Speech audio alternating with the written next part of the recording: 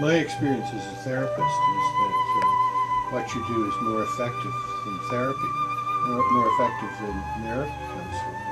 What do you feel about that? We both feel very strongly that to come to a weekend and immerse yourself in this environment where the space that's being held for all the couples is that of deep safety and encouragement to adventure into new places, both individually and as a couple, that It has a different sort of effect from one-on-one therapy. It encourages more openness and more adventure. But in addition, I would say, while we convey some of the things that traditional therapy conveys, such as how to communicate more effectively, how to get in touch with feelings that might be denied or repressed and get them out there, and maybe roots in the past, how the past affects the present. I think there's something about what we do that goes beyond traditional therapy, and that is this, that, for example, traditional therapy says anger is a perfectly normal human feeling, okay to have and communicate. And we say anger is a perfectly normal feeling, okay to have and communicate, and the feeling is usually based on misperceptions, which, if they were cleaned up, would make the need to become angry less and less as one ripened.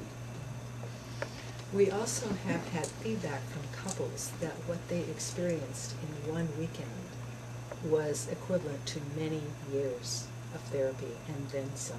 That they often were able to make, and we see this frequently, quantum leaps in their healing, in their relationships, just because they are totally immersed, surrounded by this energy of wanting to open the heart.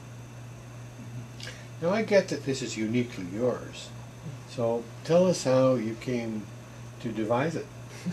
Well, we met in Alaska 36 years ago, and spent the first few years of our relationship living a very peaceful, quiet, contemplative life in a cabin in the wilderness.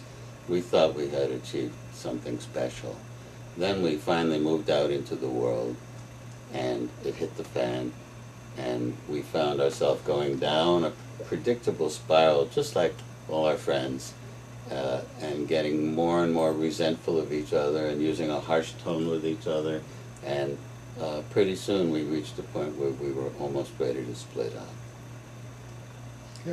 Before you go a little further, I think that this happens to most couples. You're saying like your friends. Yes. So I don't think that people should be disturbed that when that happens to them. They should just see that that's almost inevitable in relationship. It is. Yes, except what's missing is the stage after that. Yeah, precisely. Yeah, in other words, I think we were meant to go down to a certain level to see that the early romantic myth, the notion that love is great sex and emotional turn on, and you make me feel good, and it'll be this way forever into the future, is really a myth, and that myth has to be destroyed for something to replace it. And the myth that my partner is here to make me happy. We have really explored that notion in depth and found that we are here to become conscious, to wake up from the dream of the illusion of who we think we are, and to explore together in such a way that we both come out richer. We're both winners. And in order to do that, we have to be able to make use of the difficult moments, of the pain and hurt, of the fear and guilt and confusion and anger, resentment. We have to be able to make use of that in the service of learning what we need to learn about ourselves.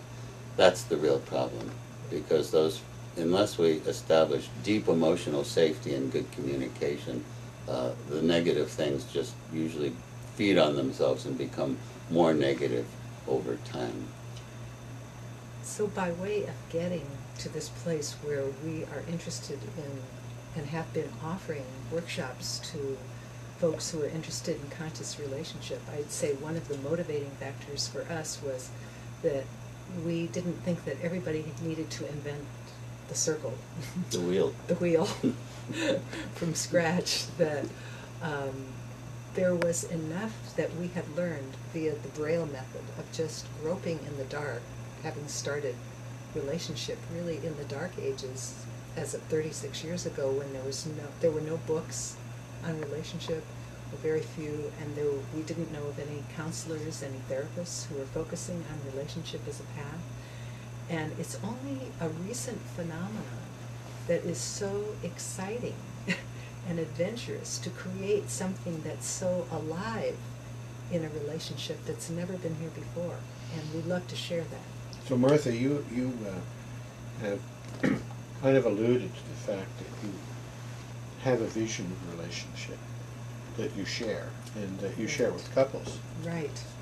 And we speak about the vision in our book, which was published last April, called Learning to Love. And I'd like to read just a little bit about what we've written about the vision of relationship, one that's strong enough to hold couples together.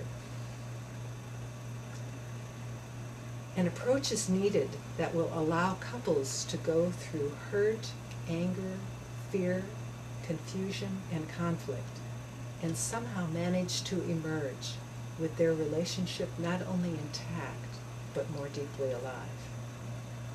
What can hold couples lovingly together is a shared vision of relationship as a spiritual path.